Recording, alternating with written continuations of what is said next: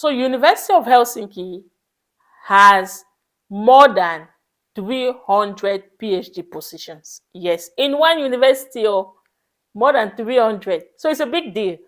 If you are interested, rush to University of Helsinki and make use of this information. Even if you don't get to apply now, you can get yourself ready for the next application period. But when I read it in the news, I was like, this is huge.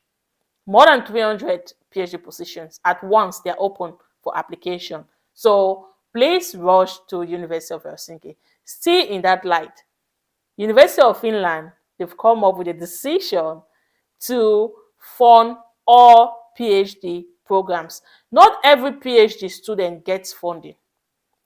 And that has been a big discouragement when it comes to people pursuing their doctorate degree, because you can't just study for 4 years without funding, and you can't work full time while studying.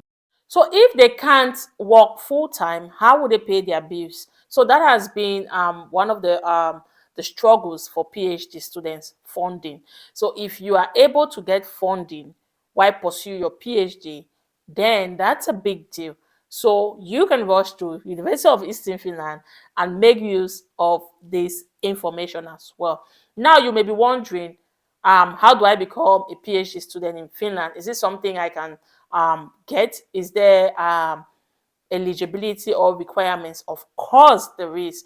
The first thing is that you must have completed a master's degree in the field in which you want to pursue your PhD. So for example, if you study business in your master's, and then you want to pursue a PhD in anything that is related to business, then you're good to go. But not just that, you should have some, at least the GPA should, like, it also counts in that sense, especially if you didn't get your master's here in Finland. So please read that information and get and do the right thing.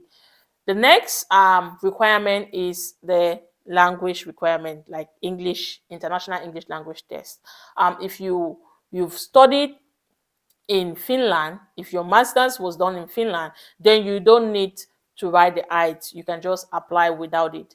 But if you didn't study in Finland, then you need to write the international English language test. Now, I'm going to the tough ones now. For you to get a supervisor, that's a big deal. It is a big deal. I was going through University of Helsinki's website, and I realized that they have lists of potential supervisors that you can easily contact when it comes to you pursuing your PhD. So you don't wait. By the way, there are some PhD programs that you can't even apply without getting a supervisor. So if you are applying from scratch, your target should be getting a supervisor. If you get a supervisor who is willing to work with you, then it will make things easy for you to apply and become a PhD student. As we all know, supervision is a big deal in you pursuing your PhD program. If you don't have somebody that will supervise you, then it's much work for the university. So that's why they encourage students to get supervisors. For example, you may have a professor who is like who has this project or research and is looking for a PhD candidate. So you can just come up with your idea that, okay, I want to pursue my PhD in this field, and this is I wrote my master's thesis on this topic, and that topic corresponds with what he wants to work on, and he will be like, yeah, you can apply, we will work through this together. There are different stages in which we apply for PhD positions. You can just go to a university website, you apply for a PhD program.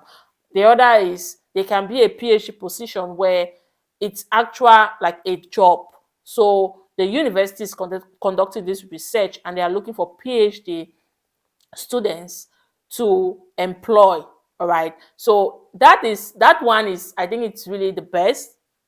That's what I can say, because then you are employed and you're studying. You don't have to worry about part-time jobs. You don't have to worry about your bills.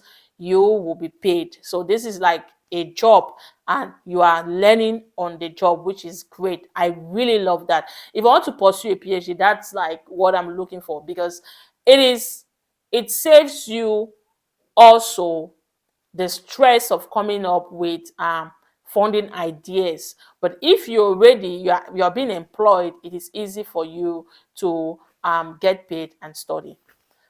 So in order for you to be admitted into a PhD position, if you are just applying, like I mentioned, you need a supervisor. You also need to write down um kind of like your study plan. What do you want to achieve? And you also research plan. What do you want to achieve during this PhD study and all whatnot? So these things are very important. And if you have a list of publications that you've already, like if you've published articles and different books, if you've written books that um prior to you pursuing your PhD, it's something that you can also include in your CV and other documents that you use in applying. So I just want to let you know that in Finland, it is free for you to pursue your PhD. So you don't pay fees. It is tuition free. Okay, it's not as if you're going to pay fees. Some of you may be thinking, if they don't pay fees, why is the funding important? The funding is important because it is stressful to manage both work and PhD. If you already have a job and you're pursuing a PhD, that is different from you moving to a new country as a PhD student without funding, and you need to pay bills. So that's what I'm talking about. Okay, and different universities, they have different application period for PhD positions. So I'll advise you to take a look at different universities and you make your choice, and then try to keep an eye on the website in order for you to know when the application period is open. As for University of Helsinki, I will encourage you to focus there if you are an A-list student. What am I talking, like what do I mean by that? Like if you are a brilliant student, if your master's thesis was applauded by your former university, if your topic was top notch, then you are a good candidate, because it is so competitive. University of Helsinki, for you to get in, the competition is tough. It's one of the best universities in Finland. It is in the capital city, so the competition, you get it. But you can do it, okay? As long as you have a good research topic, as long as your thesis was great, as long as you meet the eligibility requirement, you are able to get a place as a PhD student in University of Helsinki. There are other universities in Finland. There's University of Vasa that offer PhD positions. There is University of Jyväskylä. There is University of Eastern Finland, and I will also recommend this University of Eastern Finland because of this. They have new decision to fund PhD students. So please rush there. I love this university because they are making things easy for international students. Okay, you also have Tampere University. So there are different universities in Finland that offers PhD position. Check them out. Make sure you get familiarized with them. Send emails to potential supervisors, okay? And I wish you all the best. I know it's a tough journey. I've been thinking of applying for a PhD, but whenever I look at the requirements, I'm like, oh my God, let me just wait, okay? So I wish you all the best. It's a tough one, but the Lord is your strength, okay? So if this video was helpful to you, why don't you just like it, spread it, share it with your friends, okay? And subscribe if this is your first time here. See you next week. God bless you.